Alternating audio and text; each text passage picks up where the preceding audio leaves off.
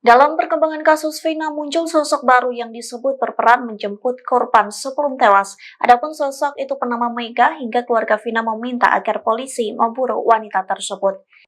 Dikutip dari Tribunnews.com, hal itu disampaikan oleh kakak Vina, yakni Marliana, yang menceritakan saat malam kejadian Vina sempat berpamitan untuk keluar rumah bersama dua rekannya. Salah satu di antaranya bernama Mega yang turut menjemput Vina.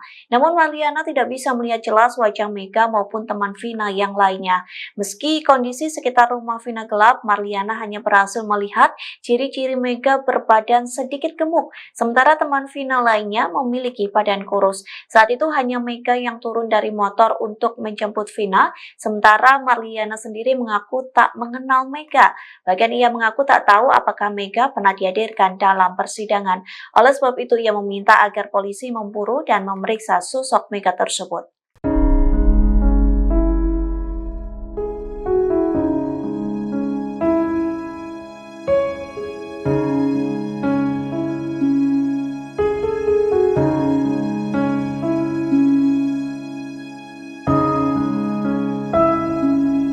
Download Tribun X sekarang, menghadirkan lokal menjadi Indonesia.